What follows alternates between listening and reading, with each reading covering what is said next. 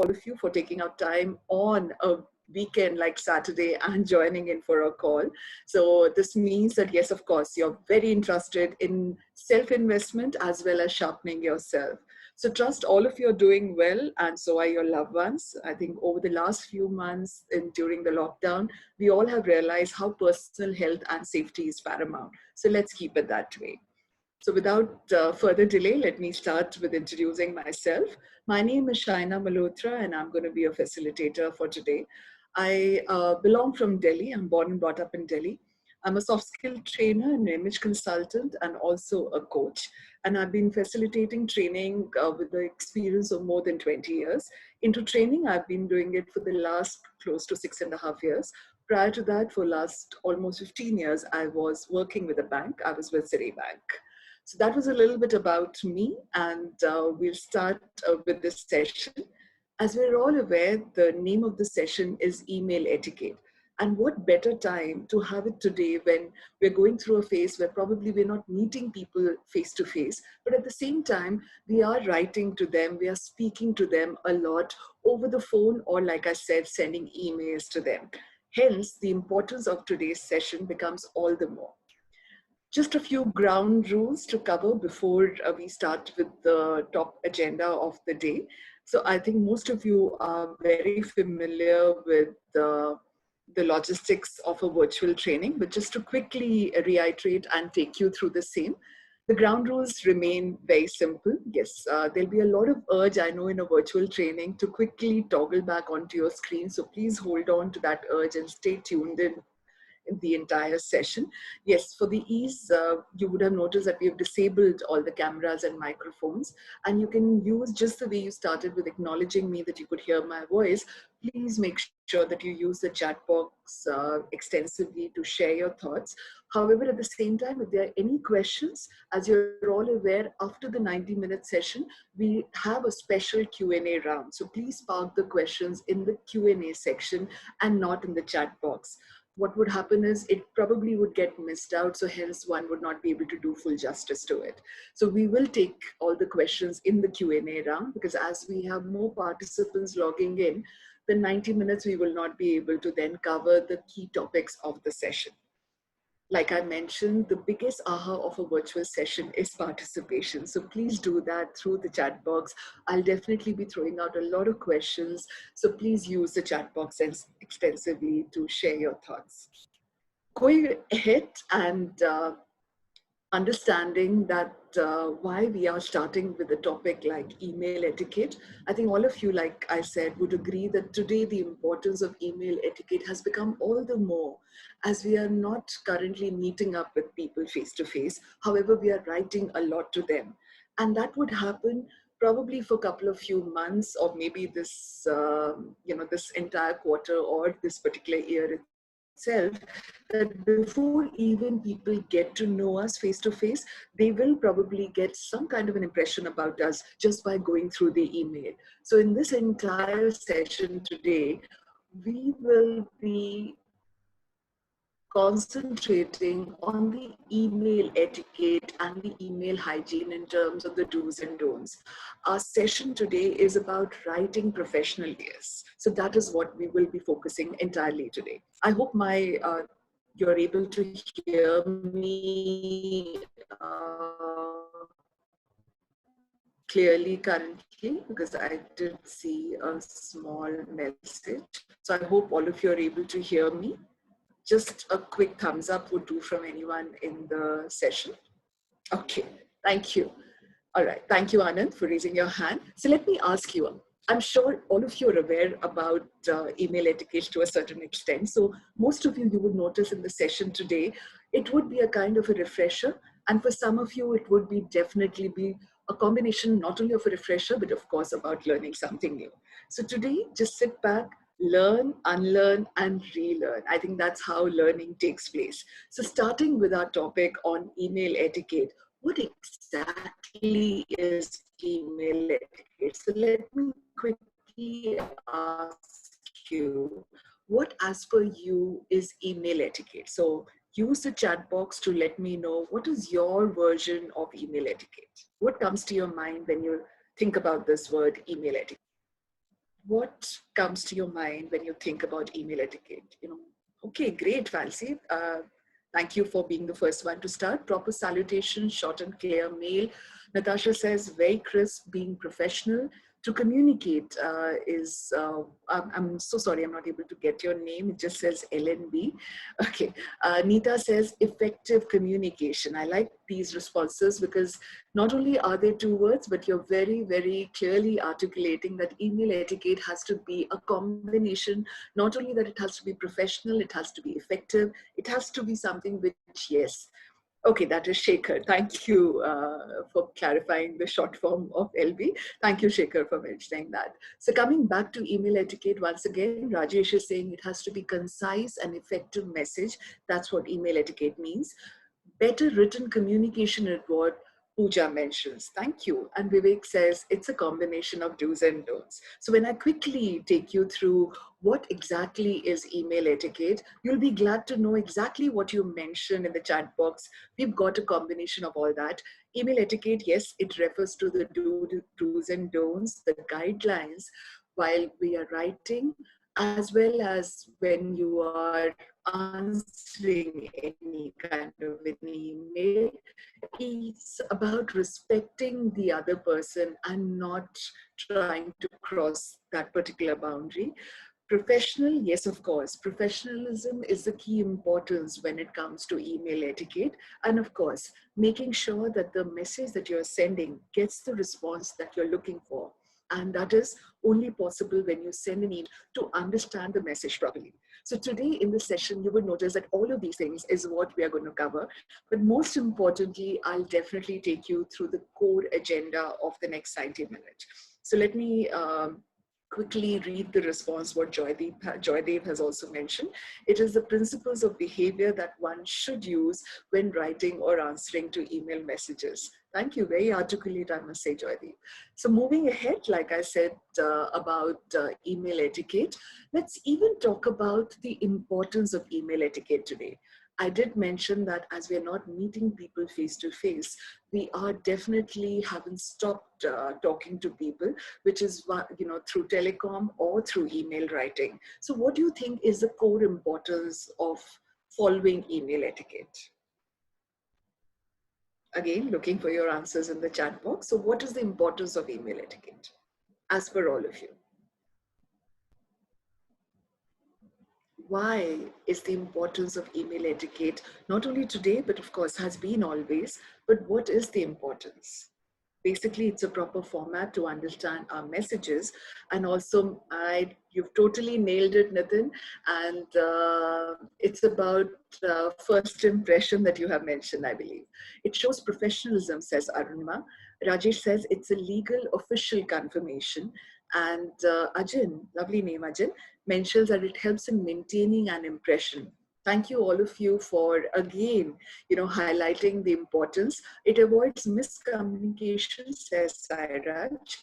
We've got Shekhar saying that it's about black and white format. All right. Okay. Vishal says respect and common sense. And Vivek says to send across a message without offending anyone. I really like that, Vivek. And Kiran says it needs to be official and a clear communication, hence the importance. How many times it has happened with all of you that without meeting the person and just by reading an email, you formed an impression about that person? Just looking for a thumbs up on the chat box. How many times it has happened that by looking at the email, you have formed an impression about the person? Many times, says Tanmay. Thank you. Akhil too says, yes, it makes expressions. Fancy too says couple of times, often. So I think most of you would agree that nowadays, and it's not just nowadays, it's all the time. Thank you, Joydev, for mentioning that even without meeting people and by just looking at the way the email has been drafted, we tend to form an impression about them.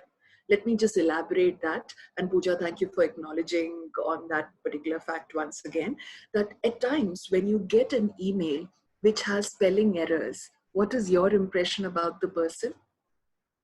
Just give me one word in the chat box. I'm referring to an email with a lot of spelling errors being sent to you. You haven't met that person, but will you form an impression, and what would that be? Unprofessional, says Ajin. Thank you, Ajin, for mentioning that. I probably would call it unprofessional as well as call it casual, that the person did not spend that much time in going through his email once again, and he was so quick in sending. So thank you, Vivek, for saying, okay, all right, I'm not mentioning the second word, but casual is absolutely right. Lack of knowledge, says Hemant. Not checking before sharing is what, says Shekhar. What about a person who sends in a very, very crisp, concise manner, which is, with the points mentioned? What would be your impression about that person? Vis-a-vis the first one, very professional. Thank you, Anuma. He has clarity, says Fancy. Smart, professional, and can I say one word, organized? So the two examples that I gave you was just to again build in the fact that by looking at an email, I can actually form the first impression. And I think all of you will agree with me that if not a last impression, it is definitely a lasting impression till the time I meet the person again. And that is when he will probably get a chance to rebuild on his particular impression once again. So that is for me the importance of email etiquette, and hence the importance of the session today. So just to bring in your attention that yes, email etiquette is very important. It conveys a strong professional image, and I think that's exactly what you were trying to tell me through your messages as well. It makes the communication much more efficient as well as effective. It shows respect for the other person's, that is the recipient's time, energy, and of course the attention that you get. And overall, it says a lot about you. Your work ethics, your commitment, your professionalism, and your attention to the finest details. So that for me is the importance of email etiquette. So just building up about your professional brand, or can I say your personal brand, email etiquette helps in further reinforcing your personal brand. So if you're talking about building a positive personal brand, then yes, email today would help you to further reinforce and build and become a stepping stone. So what we have done in the session today is to help you to understand the entire agenda of the next 90 minutes is we have broken up the entire session into 3 parts. So the big 3 is what we call the 3 parts of email etiquette. And to further help you understand it, we've kept a short acronym for it. The acronym will help you to each and every time when you draft an email to actually mentally check these 3 parts of the email before hitting the button send. Right? So without much delay, let me take you through the 3 main parts.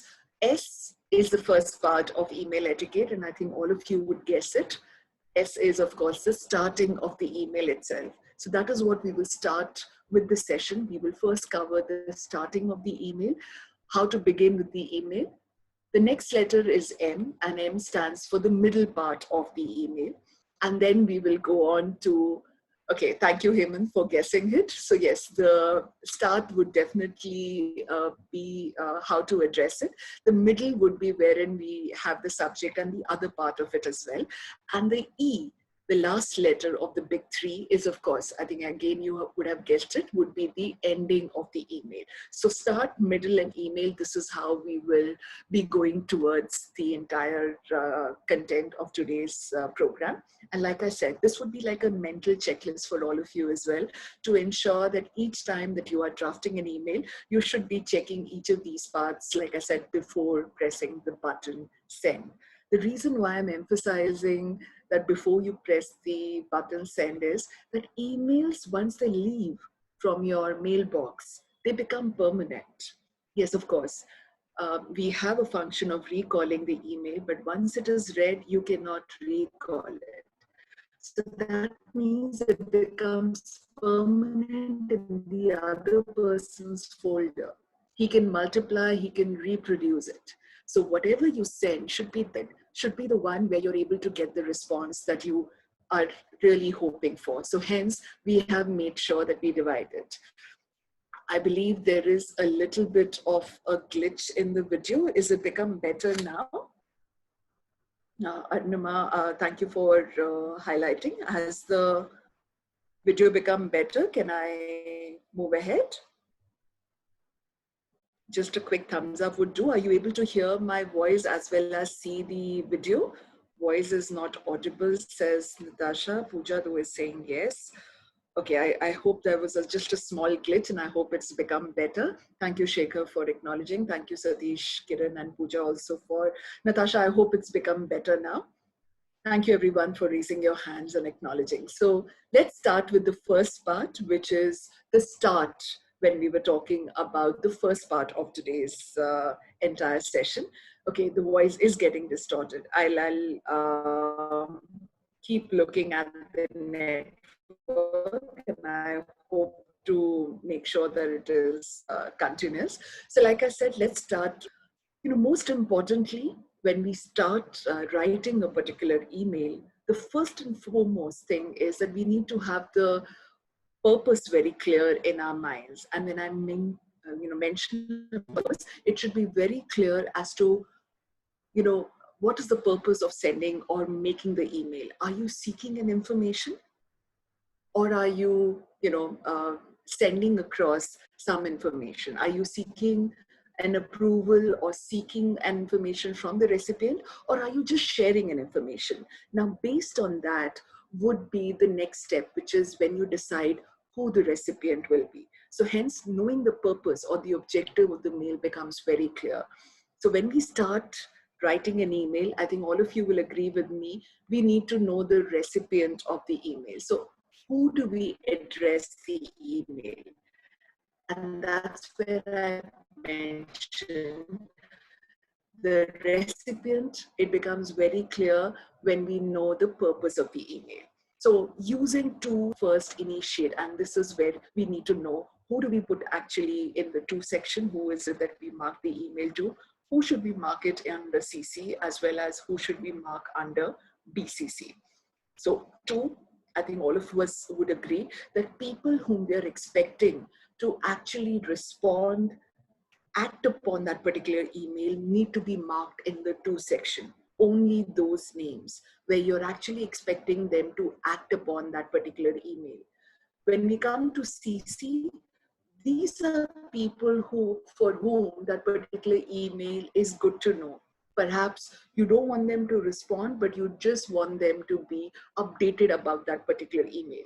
CC means carbon copy and BCC means blind carbon copy. When do we use BCC? Well, mostly you would have noticed that we use BCC in those particular mails where there are multiple recipient names, and we do not want the recipients to know who the other recipients are. So hence it is called as a blind carbon copy. If I'm marking a marketing list, a mailer to all my customers who probably are 200 or 300 customers, I definitely don't want them to know who the other customers are, because that is breaching confidentiality. So hence I'll be marking them as BCC. When I'm marking them as BCC, who will I keep marked as to? This is a question for all of you. If I'm marking all the customers as BCC, who will I mark as to? I'm looking at the chat box. The recipients should not be getting to know the other recipients, and that is when we use BCC. If all the 200 customers have been marked as BCC, who am I marking to? So thank you, Satish. It is myself. Thank you, Natasha. A virtual chocolate for both of you for saying that, yes, you mark yourself as to and all the other customers as BCC. Sometimes I've noticed, and way back, when I was working myself in the bank, there were times that people used to mark their bosses as BCC when they were marking a mail to their team. By doing that, sometimes it gets a little bit of a compromise and a little embarrassment, because if the person in BCC is doing a reply all, then he is able to see the other people who are marked as to and CC. So then it could be a little bit of an embarrassment because yes, then your team gets to know that the boss was marked on this particular mail. So what I can give you as a tip, instead of marking another person as BCC and some people as CC, it's all BCC and saving yourself and the other team members the embarrassment. Right? So if there's any questions or any doubts, please park them in the chat box. Questions, yes, you can go ahead and park it in the Q&A section. But doubts, you could clarify it right here. Moving to the subject line, I think I remember one of you mentioning it. You're absolutely right. S was not only just for start, but also about subject line. So any questions in the two CC and BCC part, any doubts if you have, you could even unmute, sorry, you won't be able to unmute, but you could use the chat box and let you know. If there's a bigger question, you could park it in the Q&A. If there aren't any, I'll move quickly to the subject line. Subject becomes a very important section when we start a particular email, because again, you would have noticed today, and I think most of you will agree that when we open our emails, and most of you are working from home, you see a lot of unread emails. And when you look at these unread emails, you would notice that at times you tend to prioritize a particular email before the others. Does it happen? Do you tend to prioritize a particular email and you start reading a particular email before, going through the rest of the email? Okay, Aditya has a question here. When I mark myself in 2 and mark 20 people in BCC, and if the recipients click on reply all, then can the BCC recipients see other recipients? Aditya, they will only be able to do reply all to you and not to the other recipients, because all the other recipients are also marked under BCC. Right? So moving on to my question, like I asked you, in the morning when you open up your email, when you are working from home, or most of you when you are even looking at your private emails, does it happen with you that you tend to prioritize a particular email by looking at his subject line? Thank you, Ajin. Thank you, Deepak, for acknowledging by saying yes. I think most of us will agree that the moment the subject line is something which attracts your attention, it is crisp, it is conveying a lot of meaning to you through that subject line itself, your hand goes to the mouse and you read or start unreading that particular email faster as compared to the others. You prioritize that particular email. The importance of subject line hence becomes very important. So let me quickly take you through some sample emails that we have created and ask you, what exactly do you see as an error in this particular sample email that I've shared? So what is the error that you see here? The subject that is mentioned here is the word test. A lot of time we send emails saying test run. So this is an email with the subject line test. Do you think this is an appropriate email subject? Should be leave request. Natasha, you're going to collect all the virtual chocolates today. Thank you, Natasha, for acknowledging. So Saraj, absolutely, it is inappropriate. And Natasha is saying that, yes, the appropriate should be that it is a leave request. So that is what should be mentioned in the subject and not just test. So I think all of you will agree with me that it is not appropriate and it does not convey a lot. In fact, I like to further add that at times, if you leave the subject as blank, it can actually even go to the spam folder. I hope you all knew that. So if you leave the subject line as blank, it can actually go to the spam folder of the recipient. So hence, subject line becomes very important. This is definitely not the appropriate one. Herein, we should have definitely mentioned, like Sarvana has mentioned, Deepak has mentioned, leave approval requests should be the subject line or mentioning the dates further, right? Let's look at the second sample email that we have collected for you. Look at the subject line here. Do you find this more appropriate? It says, learn the name of the client, Imami. It further mentions that it is a sales process project and then further talks about the details to be shared with the client. What is, how long? Thank you, Pooja, for asking that. I'll just come to that as well. Too long, says Ajin. Okay. Any other observations? How I look at it, yes, of course, it is much more detailed than the previous one. Okay, Sairat says it's too complicated.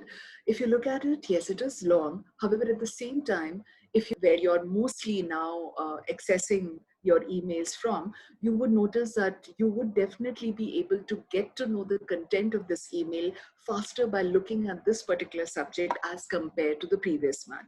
But again, going back to what Pooja said, today when we're mostly working on our smartphones, we should be able to see the subject line clearly. So it should be that concise. It should be that crisp that a person does not have to scroll sideways to see the complete subject line. So make sure that yes, it should be detailed as what you can see right here, but at the same time, try to make it more crisper so that it is more readable from the phone itself. Yes, of course, we are working on our laptops as well, but at times we first open our emails on our phones right in the morning and then probably start answering them through our laptops. So make sure that the smartphone screens as well. Pooja, I hope I was able to answer your question. So there is not a word limit that I can mention to you, but like I said, it should be that big enough that it should be readable and that concise that it gives a little bit of a glimpse into what the content is. Right? So just moving on further and taking an example from the last sample itself, the name of the company was mentioned here. That makes it more concise. We could definitely make it more crisper. I totally take your point here, but further, this particular subject is giving a highlight about what exactly is the purpose of the email. Like I said, the purpose should be very clear, and if the subject can further give me a glimpse of the purpose, then I think it makes more effectiveness and more impactful for the recipient. It gives me another understanding of what the email is about. Of course, the words used, I can, like I said, could be more crisper rather than, going at a stretch. So what are the few things to remember when we are writing a subject? Well, it should be communicating the purpose. For example, approval, one word. Leave, again, one word. So there should be the purpose, should be the first word that should be communicated. It should be very specific. So approval for sales reports, last quarter or quarter or for the month of June. So again, making it very specific and concise. Using keywords will help you to further then when you're trying to relook at this mail or trying to search it from your inbox or from any of the mailboxes, then the keywords will help you to pull up this mail faster. So using words like approval, using words like leave or project, some keywords would help you to pull out these emails faster. Avoid using caps lock on for the entire writing of the subject. I'm going to discuss about the usage of caps lock, but avoid using that. Mention the word confidential right in the subject if that particular mail is confidential. Why I'm telling you that is sometimes, I could have opened my laptop in between people. And if the mail is confidential, then if the subject conveys that, then I'll be more discreet in actually opening up the content of the email in front of people. So using that particular word will again help the other person to maintain that privacy that you would like to have it. So let's look at another subject. I think you'll agree with me that this is more crisper that we have made for you. And like I said, keeping in mind that yes, we're using a lot of smartphones, keeping it crisp, keeping it concise, reflect this particular subject. Leave intimation, 19th May to 2nd June 2018. Again, very crisp, talking about not only that it's a leave, but also giving the duration further. If you notice, we're talking about making it specific, concise, very useful, and of course, informative again. Another example, again, yes, keeping in mind that the length could be further reduced, we can probably drop off the last word, which is content kit. But again, this subject is giving us more clarity, it's very specific, it is clear and concise. And like I mentioned, using keywords, you would be able to again pull out this email from your inbox in the search engine itself. So this is what we're talking about, some of the tips that we can keep in our minds when we're writing subjects. So your email, if it is urgent, make sure that the words like urgent is mentioned in the subject line itself. Again, if you want it to be read immediately, if it is something which requires an immediate approval, mentioning these words will further help in bringing that attention and, like I said, bringing that response that you're looking for through this particular email itself. A very important part of starting the email is salutation and greetings. Just like we meet people face to face, and when you were logging into this call today, I mentioned and I said good evening to everyone. I did not start off with the agenda to tell you what we're going to be, unfolding in the next 90 minutes, but I definitely, spent probably a minute or two talking about trust all of you are okay and your loved ones are okay, and good evening and a warm welcome. So that's salutation and greetings. Whether we are meeting people face to face, and again, when we are writing an email, mentioning the right salutation, greeting people is the right way to start rather than making it abrupt and coming straight away to the agenda.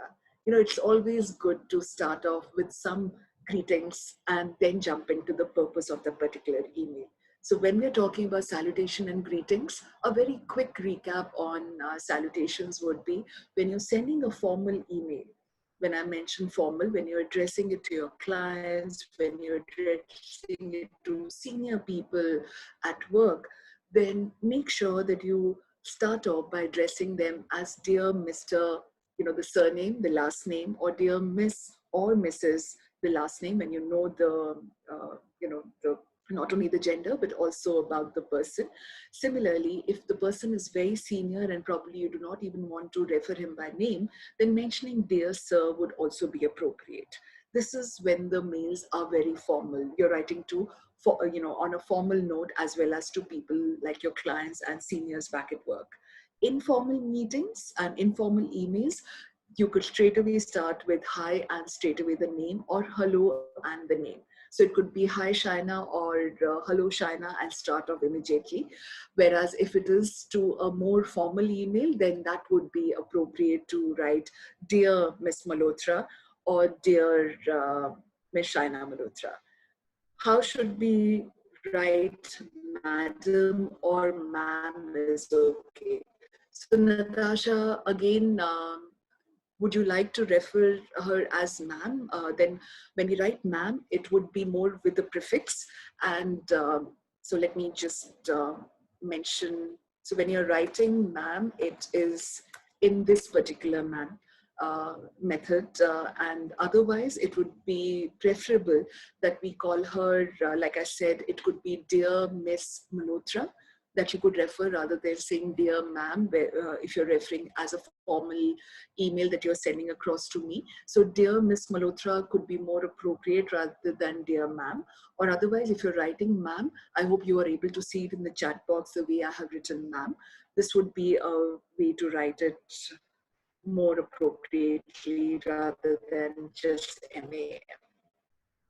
Thank you. I hope I was able to answer that. So I can see your thumbs up. So this is on the salutation when we're writing emails to both in terms of addressing them on a formal note as well as a informal note. So that's about salutation and greetings. And a quick, takeaway here would be some scripts that we have shared with you on this particular slide. I can see another message here from Pooja. Sometimes we don't know the gender or the last name of the person. We end up using the first name. What is the alternative? If it is a formal email, then Pooja, it would be sir stroke ma'am. So you've used both of them. So you've given a stroke so that it could be alternatively be used rather than only addressing as sir or ma'am. So a stroke would be better. And dear as a prefix would be more appropriate if it is formal. If it is informal, I'm assuming you would be knowing the person better, and then it could be hi and the name straight away.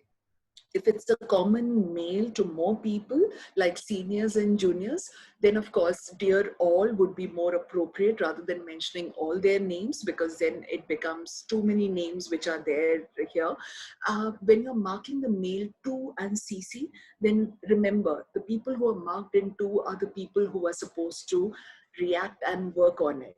So dear, if you're mentioning the names of the people who are marked as to, is more appropriate, because the people who are marked as CC are people for whom it is good to know.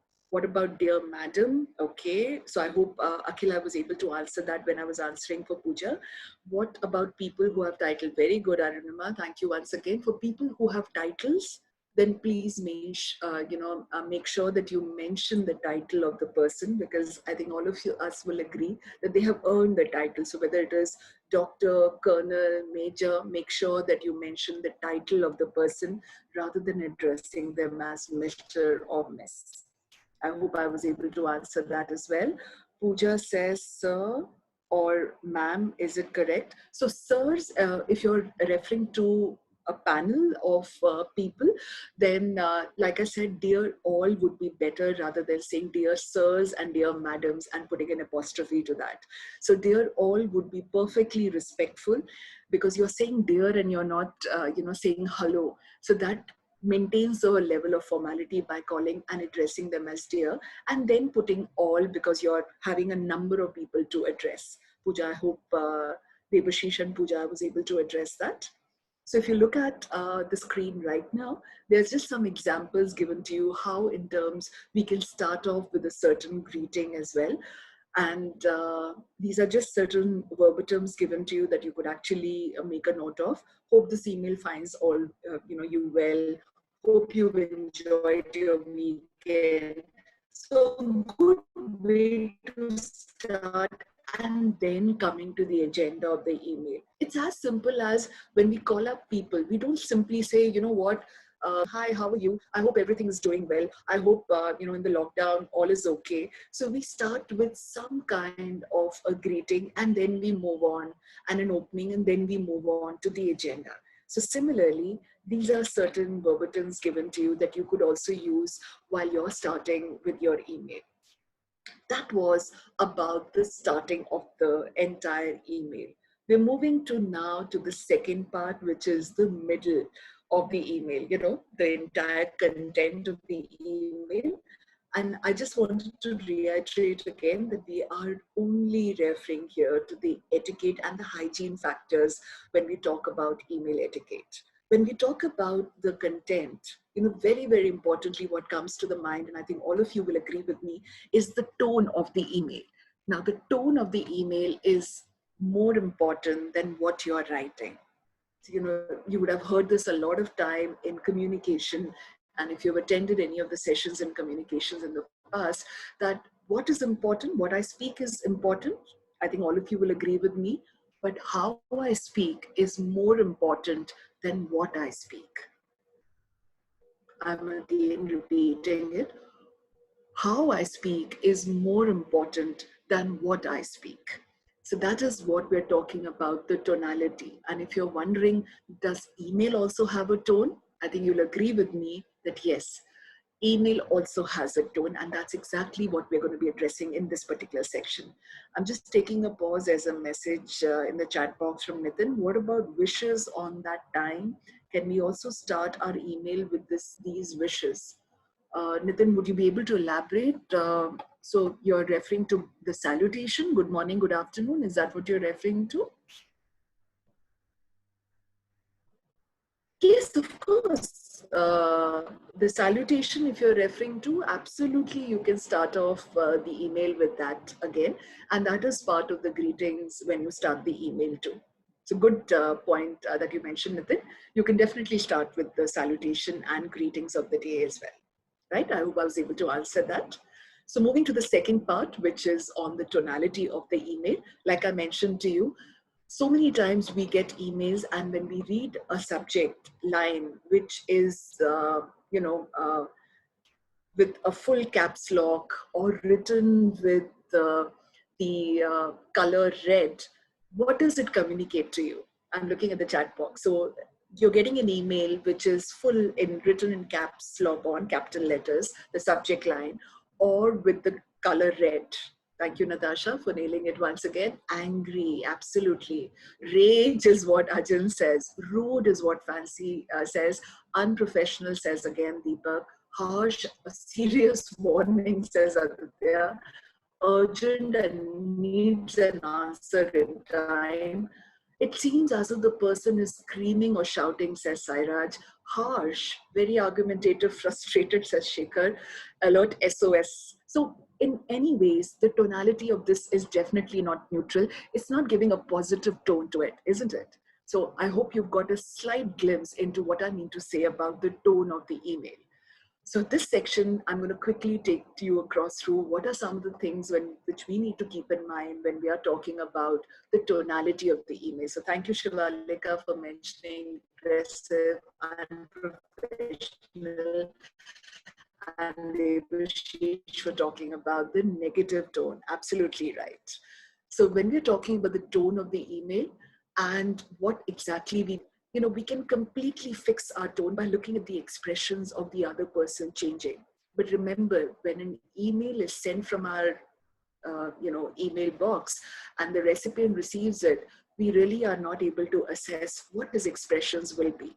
So just the way I mentioned just two examples and so quickly you were able to decipher and interpret the person's tone, that's exactly how the recipients are able to interpret the tone of the email sent by each one of us.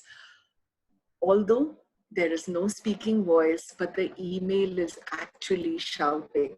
Just the way you mentioned that if I have written an email with caps on or the subject with caps on, it's as much as being aggressive or sounding rude and shouting at the other person. When we write in a particular certain way, we maybe not be in the right frame of mind and we may not have any intent of shouting. It was just erroneously that the caps was left on or I did not change the color from red to black. But my intent will not get transferred to the other person because the other person will interpret it in his own way. So hence, it's always good to recheck your email to keep these hygiene factors in mind when you're drafting a particular email. When we read a particular email, we attempt to read always the intent behind it, just like all of you did. So by my just mentioning about the caps as well as color coding, you were able to read the intent of aggressive SOS, needs an urgent revert, even if it wasn't my intent. Pooja is saying that still caps and bold features are used in email with the thought that it immediately comes into notice. Example, date, venue, etc. What is the alternative? Thank you, Pooja, for addressing that. And you would notice that we will talk about it in the coming slides, because that's exactly that I would try to elaborate when we talk about tonality of the particular email once again. So yes, people do use it. And how do we use it? How discreetly we use it so that you get the response and you get the right answers or the revert from your recipient. How to reflect the right tones in the email. So if I have to ask all of you, quickly, if you can tell me, what are some of the things that you all keep in mind when you are reflecting the right tone in the email? So Pooja has already said that, keeping the bold feature, keeping caps, this is something that we should be discreet about. So what are some of the things that we need to keep in mind? Thank you, Satish, for mentioning that. Okay. Is that better? Are you able to see that? Okay. So thank you, Shekhar. Italics, font, says Satish. Underline, says Akhil. Using the right word, says Arunima. Respectful, all right. Polite, concise, and clear, says Pooja. Proper subject line, okay, which we have again. So coming to the content, we're talking about the tonality. So I see a lot of points that you have mentioned, and good to know that you are keeping all of these in mind. Start with a positive note, says Hemant. Using different fonts, okay, Vijay, I'll elaborate on that. Highlight the expectations, should not hurt anyone, definitely should not be disrespectful, and bold and underline highlights. So once again, good to know that all of you have knowledge, and I'm so glad to see that you are using the right tonality. So most of you have been able to nail it absolutely. So if I quickly take you through the points when we're talking about tonality, words, absolutely right. Using courteous words, using the right words to convey the meaning. So Nitin, thank you for bringing that again, using specific words. And there are so many alternative words available to convey the meanings. I can say sorry. I can also say a more, you know, probably a powerful word like apologize. So for every word, you will notice that there are more alternative words used, which we can communicate it in a very direct and yet in a very effective manner, right? So using specific words, punctuations, grammatically, I think one of you even mentioned that when we're talking about tonality, and this was the first example that I used right in the beginning of the session, asking you that if you get an email which has grammatical errors or if they have spelling errors, what would be your impression? So again, making sure that you use the right punctuations, grammatically you are correct, as well as spelling checks, the spell checks are used correctly, is something which we need to keep in mind once again. And of course, I've already addressed it. So not to use capital letters throughout the entire mail, or for that matter, the entire subject line. It seems as if it is shouting. Pooja, I remember this was a question which was sparked by you. Using it discreetly, caps lock is used exactly where English grammar asks us to use it. We are not supposed to write it, for the entire line or in the middle of the sentence for anything other than, proper nouns. So this is something that we need to keep it in mind when we're using caps lock. Today, if people are using it, notice when they're using too much of capitals or too much of red color in their messages over a period of time, we probably, it reduces the sense of prioritization, because in our minds we probably brand it that from this person all his messages comes in capital, all his messages are urgent, or all his messages are in color red. When you use something discreetly, you will get the attention that you're seeking for. If you use too much of any of these things, then people then take it for granted that, anything and everything can't be urgent that the person is saying. So using caps lock to highlight any word, or is there any other way? So thank you, Shivalik, for asking us this very pertinent questions. And this is exactly what I'm going to cover when I talk about bold, when how to use bold in a particular email. So if you're wanting to get attention, I think what would be more appropriate would be using bold. In the last, what I would also want to mention when we're talking about tonality would be the usage of abbreviations and emojis. I think all of us are very familiar with the short forms that are used, FII, BAU. These are words which are so frequently used in a as a jargon in a lot of corporate emails, as well as in, informal emails. But it hardly takes a fraction of a second to actually write the full form of that word rather than leaving it for the person's imagination. So make sure that you sparingly use short forms or abbreviations. For technical terms which are very, very, where the awareness is high in the organization, please go ahead and use that. That's perfectly okay if people are aware about. For example, coming from a banking field, if I talk about KYC, or if I talk about PAN card, now people are familiar with what a PAN card is, so I needn't write the full form of PAN. But likewise, there are other abbreviations which are used in a lot of corporate emails and jargons where other people would be a little confused. So fancy and yes, so and would be more appropriate. It's a little informal to use the abbreviations, but it's not that incorrect, because people do realize what and as a cursor writing also stands for. Using emojis is something which could be completely avoided, because that does not make the entire email look more formal. It makes it look a little less formal, and probably looks a little casual when we use emojis on it. Example given to you, right size. Thank you, Neeta, for mentioning about this. So I would just mention about the font size in the coming slides. So thank you for bringing that point across. So just giving you an example right here. Could you help me to just quickly decipher the tone of this particular email? Let me quickly read it for everyone's understanding. Attached is a requested document. Oh, by the way, let me start. Mitali, attached is a requested document. Review it by tonight. It needs to go to the client by tomorrow, 11 a.m. Also, I'm waiting for the recorded session. It was expected yesterday. When can I get it? I've actually read it in the exact tone, I think, which it was meant for. So what do you feel? Commanding tone. Okay, that was my tone, which I was reading. But don't you think the way this email has been written is exactly the way I was making it sound? And why was it? So Satish has completely nailed it. He's saying it's so bossy. It is from the boss. It's rude. But what made it rude? Was it my saying it which was rude, or even if you would have read it, it would have sounded similar? Boss's language. So what made it rude? Can you please help me identifying commanding and not polite? Right, Aditya? Absolutely right, Deepak. But what are some of the elements which made this particular email rude? Mitali might have missed her timeline. Okay, Pradeep, thank you for saying that. I hope not, but yeah.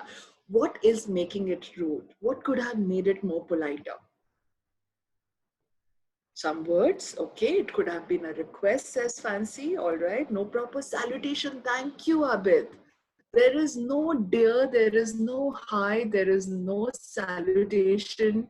So just mentioning, so even yes, the person, a team member could have missed a deadline. There could be something which could have been grave, but at the same time, I don't think I should still ignore the fact of not putting the right salutation.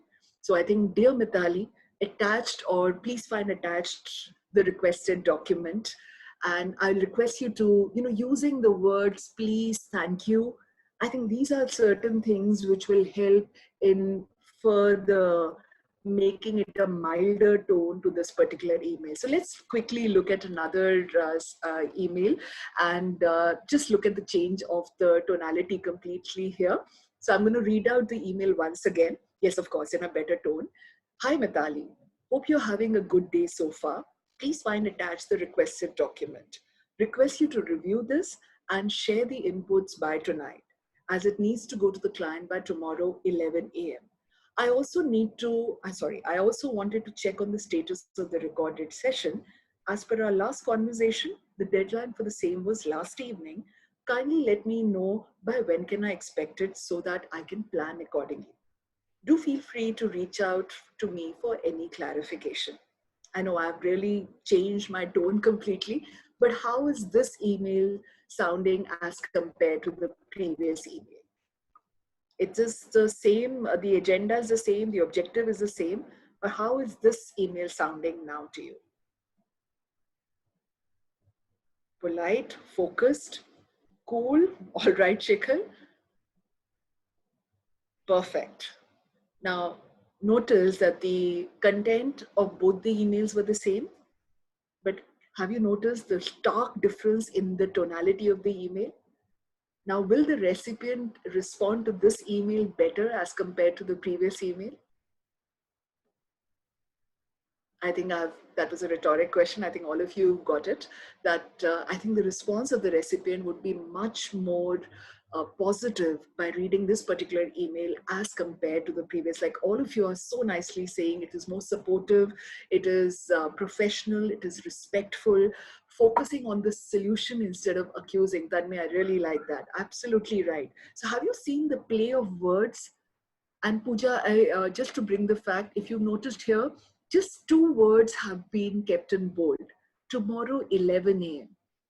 In the entire email, by just highlighting two words, it is reinforcing and it is stressing to the recipient, which is Mitali, to make sure that this entire content is given to the person by 11 a.m. tomorrow. She should not forget it because that's going to be the key takeaway from this particular email. So rather than highlighting the entire email, probably just two words. Two words is not, there's no formula to it. All I'm trying to say is that the key words of the email have been highlighted here, which is tomorrow, which is the deadline, and 11 a.m., which is again another deadline, which they want Mithali to remember. Right, Pooja? So I hope I was able to answer the previous question that how many words should be highlighted and how should we use bold is exactly when we are talking about here. Can we change the font size? Akhil, 2 minutes and I will address about the font size once again. Focus on the solution. Salutation is there, but no proper email ending. Thank you, Mukesh, for highlighting there. So absolutely right. It has been ignored.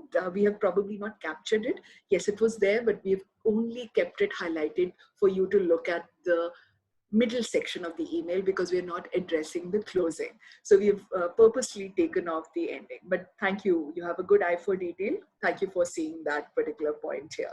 So again, I think a lot of you have questions on the font size, and I'm going to quickly come to that because I saw a lot of questions, and here you are. So when we talk about font type and size that we need to keep in mind while we are writing an email, as you have noticed, this is a presentation. When we have captured the email, they may be looking slightly smaller to you as compared to the font size which we need to use while making a presentation, the structure of the presentation. Because when you're writing an email, the email font size should be anywhere between 10 and 12. Not too big because again, it looks as if you're screaming. Not too small that you have to skew your eyes and it is very difficult.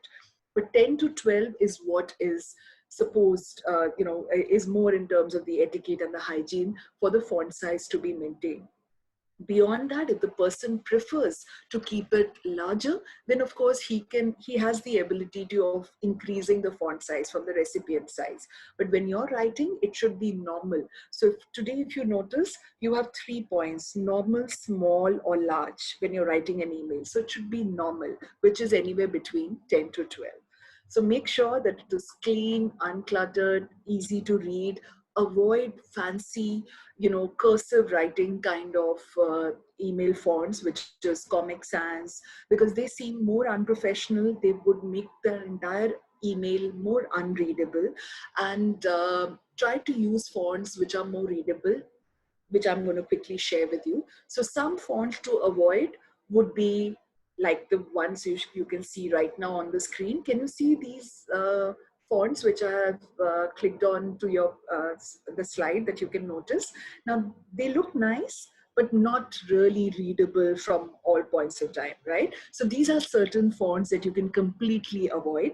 And when we quickly talk about the fonts which are more recommended, well, I think all of us are familiar with the fonts that I'm showing you right now. We're talking about, yes, thank you, Devashish, Arial, Times New Roman, Trebuchet, Verdana, Georgia. These are the fonts which are more readable. Now, if you're thinking, why can't I use the previous ones? Well, it's not always recommended because mostly what would, yes, sure, Joydev. So coming back to the slide and showing you the fonts which can be avoided. The reason why I'm asking you to avoid this is that your laptop may be having the function of capturing these particular fonts. Your recipient's laptop may not have these configured. So when it gets delivered in the inbox of your recipient and when they actually read it, the font size may be completely different. I think you'll agree with me. There are so many times that we try to, plug in a particular presentation or plug in something from a pen drive given by a friend. But when we see that particular document, it comes in a completely different font because our laptop or those particular fonts may not be available in our laptop. So hence, that's the reason why we are referring that try to use the fonts which are mostly available in with people, which are the ones given here. So Joydev, I hope you were able to see the previous slide. And quickly moving on, yes, Pratik, absolutely. Calibri is definitely a good font also. Not mentioned here, but definitely can be used along with Arial, Times New Roman and others. Selecting the font size, as I mentioned, between 10 to 12 should be readable. And Calibri, yes, Tanmay, as I mentioned to Pratik as well, definitely is recommended. But these are what you're mentioning when we are talking about fonts. These are fonts which are used in making presentations as well. So try to make sure that these are available while you're writing your emails as well. Right? So font size and the type of fonts, I hope this question has got clarity. So let me quickly show you an email and ask you to identify the errors here. This is a sample email. Can you help me identify the errors in this particular email?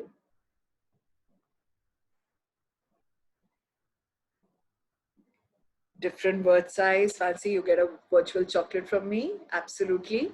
Different fonts, Arvana. Absolutely right.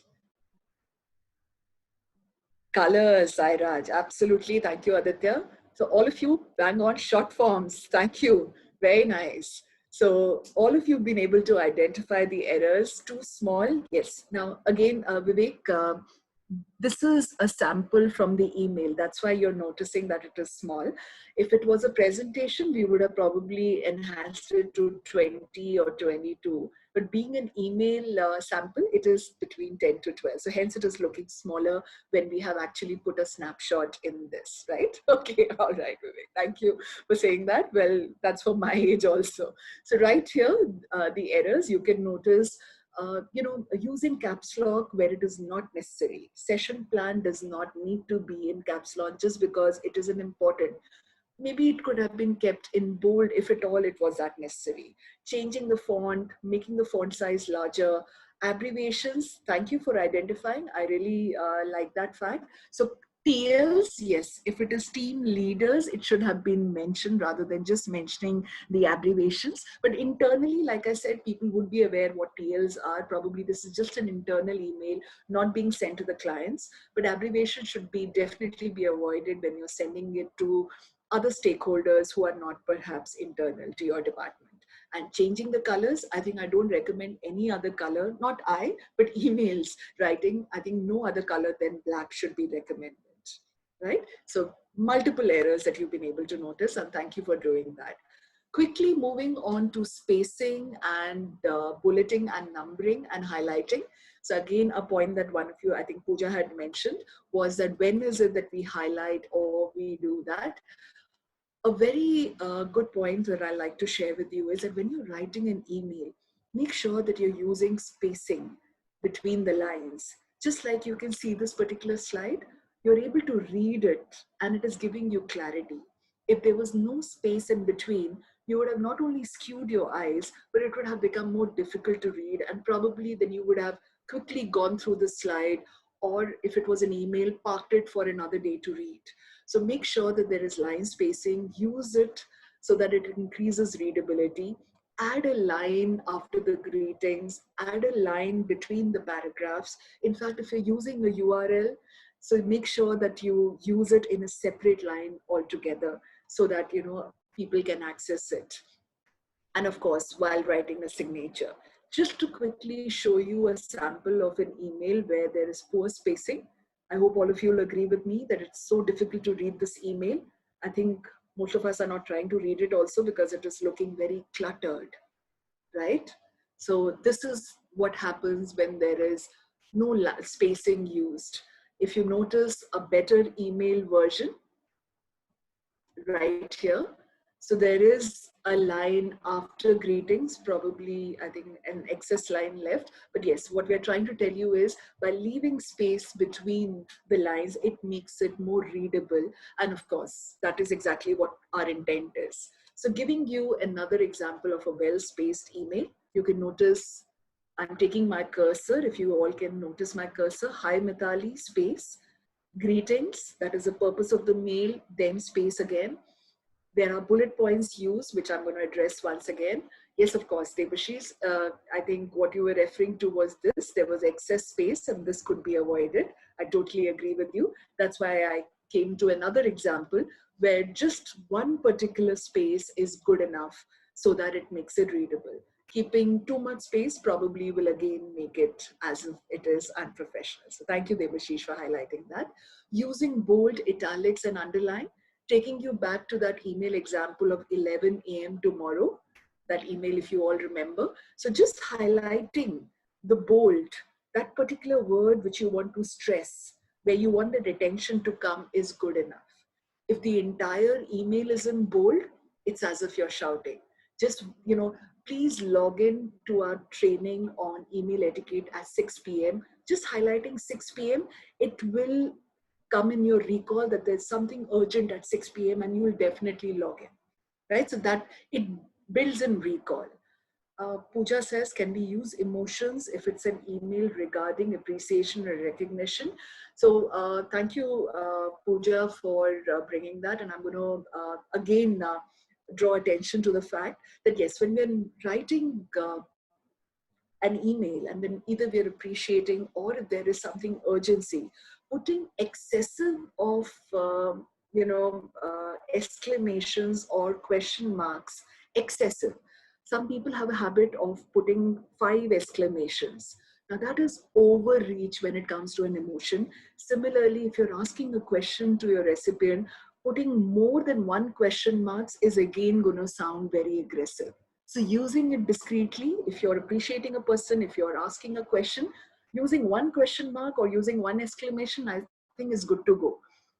Double, triple, I don't think the emotions are going anywhere higher. So again, using that discreetly and just using it minimalistic is definitely the message that is getting conveyed. So use bold to highlight certain words. Underlining is commonly used in writing and not in an email. The moment you underline, it becomes a hyperlink. For example, a URL. So do not underline in an email as compared to what you would have done while writing a particular note or a letter. Italics, again, usually are used for grabbing the attention, but in email writing is not recommended to use italics to emphasize word too much. Probably using a bold would be better rather than using bold and italics both. So do not, like I said, overuse these styling tips or overuse any exclamations or punctuation marks, right? Because as it says, it gives an impression that one is being aggressive, distracting, or it's making the person a little bit difficult to read.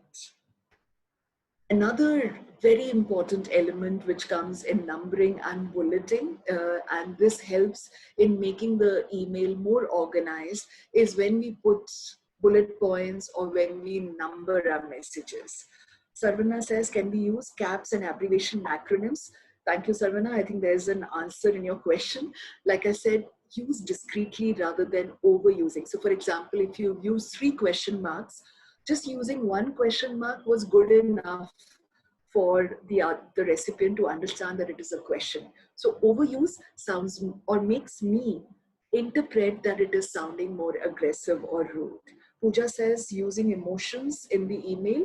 Yes, okay, emoticons is what you mentioned. So again, like I said, if it is an informal email which you're sending to your team, a smiley is something that you're mentioning is good enough. But a formal email to a client, to a senior, that is somewhere where I would request you to avoid putting an emoticon and only mentioning it in words rather than putting a smiley face.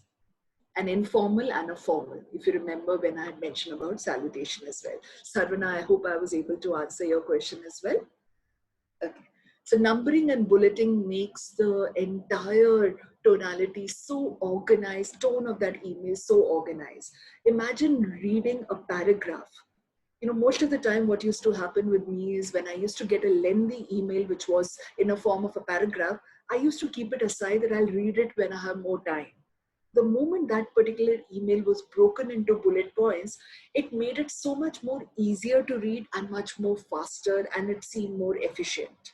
So that's the point that we are trying to make, that when you are writing a large email or when you're writing even a small email, when there are a lot of pointers, rather than just putting commas or making it in a form of a paragraph, put it in a form of a bullet point or number those key points, because that would help the email to be read more easier, as well as to get the reply for each of the bullet points if you're asking an answer for each of the points. So quickly, if I have to show you a particular sample email, this is a sample email where, if you notice, none of the bullet points have been mentioned. It says, as a part of our AV requirement, we need an LCD projector, column mic, hand mic. We also need speakers, remote of changing the slides, chart paper, sketch pen. I think I've forgotten to even read some of them because they're all mentioned in commas. If I show you a better version, I think you'll be able to see the entire effectiveness of the email changing. Can you notice the jump? The moment I mention it in a form of a bullet point, it actually becomes a checklist for the recipient. the person who's actually wanting to organize, or you're asking the person to organize, will actually be able to tick each of these elements by reading this particular email, which has now been sent in a bullet point, as compared to what was being sent in a form of a paragraph or a sentence.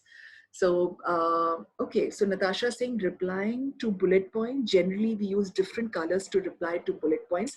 In email, is that fine? Okay, Natasha, good point, because you're trying to say that that's an answer. So that's the reason probably you're changing the font or the color. So I would probably recommend that if you can just put a colon and write the answers beside the bullet point, that would be another good point for the person, the sender who sent you, to know that this is the reply. So rather than changing the font or the color, just ahead of the particular point. So for example, LCD projector, I just write a colon, I just put a colon and start typing my response. That is another way of noticing the response by the sender.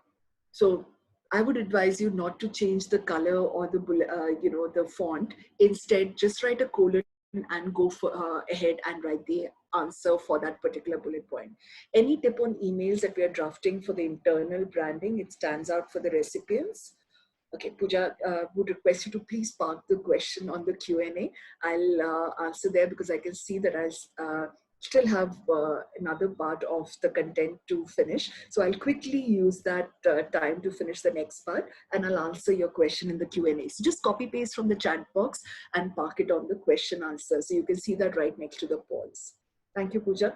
All right, so another answer given to you right here for bullet points and numbers used. So this is a good example. So you can notice that there is bold being used to highlight the key points, as well as, yes, Rahul, thank you for mentioning that, as well as the bullet points being mentioned here. So both have made it more organized and giving a better picture. Quickly moving on to email attachments, I think most of you would agree with me that there are so many times in an email that we have uh, attachments that are sent across also. So when we talk about attachments, well, there isn't a rule book for sending attachment, but mostly you would notice that if there's something lengthy, if there is something that you want your recipient to store, to save, to use it in the future, those are the things which we send across as attachments. You know, there could be a form, there could be an article, there could be anything that you would want them to save, that is sent as an article, that is sent as an attachment. We generally don't send some short, matter and writings as an attachment. So something which is bigger than an A4 or in terms of storage capacity is sent as an attachment. So some quick rules while sending the attachment: clearly mention what the attachment is on, or can I say summarize the attachment on the body of the email. That is something which is definitely an etiquette when it comes to email writing. Name and title the attachment appropriately. Don't write test as the name of the attachment. So when we save these attachments in our folder, please go and change the name of the attachment when you're reattaching it to a particular client or for a particular requirement, right? So the name of the attachment needs to be appropriate as well. And if you're sending a heavy attachment, would request to at least put it in a compressed format, a PDF format, or compress it rather than sending a 4 MB or a heavy file, which would probably become too difficult for your recipient to actually download. So quick example given to you here about attachment. So if you see here, hope this email finds you well. Please find attached the first draft of the investors awareness script, and you could use the exact name of the attachment and again mention that what is the attachment about. So if you see here, it says that it is about dynamic equity funds. So not only has the name of the attachment been mentioned, but also what the attachment is about, that is also been mentioned. So mentioning both is more appropriate. Again, an example given to you of the right attachment and how the attachment needs to be mentioned. Please find attached the following scripts, and both of the attachment details have been mentioned in the face of the email itself, right? So when you're sending attachment, make sure that you remember these two rules. Moving on to the last part of the session, which is on ending. So the S we've already covered, M we've covered, and we're moving to E. Okay. When we're talking about closing, that is again something that we need to pay attention. Whenever we are opening an email, it needs to be impactful, but let's pay equal attention to the closing of the email also, because that's where the client or the recipient or any stakeholder would also be able to form your impression. It should not be abrupt. It should not be something which does not have greetings even while ending. So ending always again needs to be on a positive note. As important was the starting, which was also on a positive note. So the last line of the email should be where we mention about either a call to action or again a greeting while we are closing that particular email. So a thanking statement for some verbatims given to you here. Thank you for your help, time, or assistance, or I really appreciate the help and support that you've given to me. Some more closing statements with future focus could be actually be mentioned as I look forward to hearing from you soon, look forward for your reply. We look forward to a successful working relationship, or please advise as necessary. Now, these are call to action. What do you exactly want the recipient to do after he's read? So when it is abrupt, even the recipient does not know what am I supposed to do, and he sends you back the email saying, by the way, what am I supposed to do? So mentioning clearly as a call to action makes the recipient understand that what are the next steps that he's supposed to do. Is he supposed to approve? Is he supposed to take action? Is he supposed to fill up the form? So that is the call to action. And of course, a closing, which is a thank you. That is something that you need to mention while you're closing. So two things: a call to action, and of course, a closing statement, right? So statements, some more to help you would be that you can feel free to contact me back, or if there are any questions, please feel free to ask me. Should there be any further information, reach out or let me know if there's anything else. So these are some more things that you could use as a closing statement after the call to action statement. And of course, I think one of you had also asked me about the closure. If you remember in one of the samples that the closing was, or the regards and the name was not mentioned. So the last bit, which is your email signatures, that is where we talk about making it clear as to who you are. So it's very, I've noticed, not as a culture in an organization, but when somebody is very upset or is angry, they miss out writing regards or even their name. I think all of you will agree with me. This sounds very aggressive, this sounds rude, and of course, very bossy. So at any times, maintaining the etiquette is very important, because that's an impression that I'm making on you. So making it very clear that you end it with regards and then my full name. So make it very clear, who am I and how can you reach back to me? So it will be regards, Shaina Malhotra, my number, and further on, my designation, my address, and how the format of your organization requires your closing email signature to be. So just given to you some pointers here. So you can actually have it embedded in your signature format in your email, so that each time you do not have to upload it, and automatically the moment you write regards, the entire signature gets uploaded. And I think most of you would have done that. So you have to just keep in mind that your full name is mentioned, not just your first name, but your full name, not just Shaina Malhotra, job title and department, secondary contact information, your phone number or a landline at your office. And then if there are any social links, your company logo and address. So depending on how much information you want to give it, and most of the companies today have a specific format, so please forward that as well. So quickly to sum up our session and talking about the email etiquettes that we have covered. So make sure that before you send your email, you proofread your email twice before sending. So do the smell checks. Today we have a lot of tools available where we can actually do that. Of course, Outlook, you have the tool available and built in that, which does spell checks. Windows 10, all of them do that. So you have spell checks, and make sure that you do that. We have tools like Grammarly, Grammarly, if I've been able to pronunciate that properly to all of you. So this is available as a tool which you can download both on your phone as well as on your laptops.